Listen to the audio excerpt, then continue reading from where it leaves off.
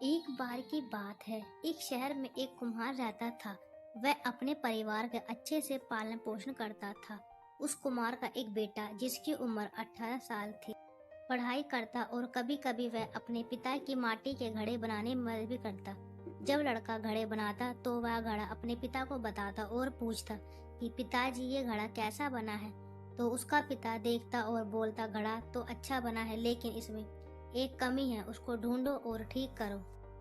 तो लड़का उस घड़े को और अच्छे से देखकर उसमें सुधार कर देता और हर बार जब लड़का घड़ा बनाता तो वह हर बार अपने पिता से पूछता कि पिताजी घड़ा कैसा बना है। तो उसका पिता देखता और बोलता घड़ा तो अच्छा बना है, लेकिन इसमें एक कमी है, उसको ढूंढो और ठीक करो। हर बार कुम्हार यही बोलता तो बच्चा उस घड़े को दोबारा से बनाता और फिर उस घड़े को और अच्छे से गोलाई देता।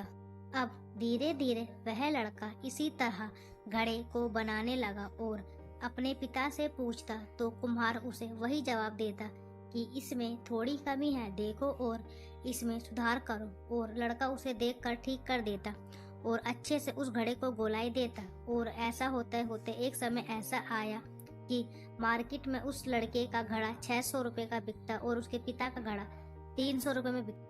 अब कुछ दिनों ऐसा ही चलता है और लड़का घड़े बनाते समय फिर अपने पिता से पूछता है कि पिताजी घड़ा कैसे बना है। तो पिता फिर वही जवाब देता है कि घड़ा तो सही बना है, बस थोड़ी सी कमी है, देखो और उसे सही करो।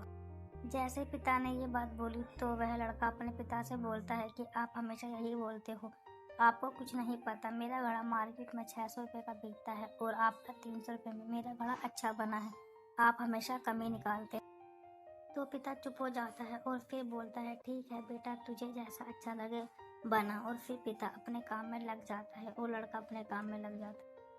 अब धीरे धीरे जो लड़का रहता उसकी सेल गिरने लगती है, लेकिन जो पिता रहता उसके घड़े अब भी 300 का ही बिकता है। तो लड़का हैरान होने लगता है कि ये क्या हो रहा है। कुछ दिनों बाद उसके घड़ों का प्राइस और कम होने लगा तो वह परेशान हो जाता है और कुछ दिनों बाद परेशान होकर अपने पिता के पास जाता है और उनसे बोलता है कि ऐसी बात है, मेरे घड़ा।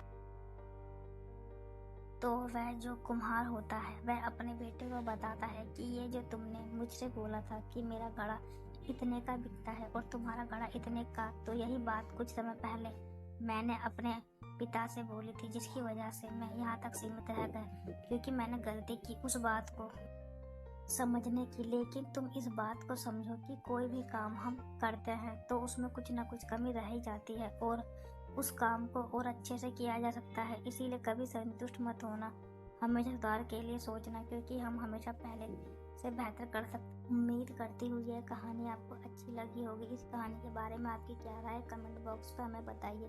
चैनल पर नया आए तो सब्सक्राइब कीजिए, लाइक और शेयर करना बिल्कुल ना भूलें। धन्यवाद।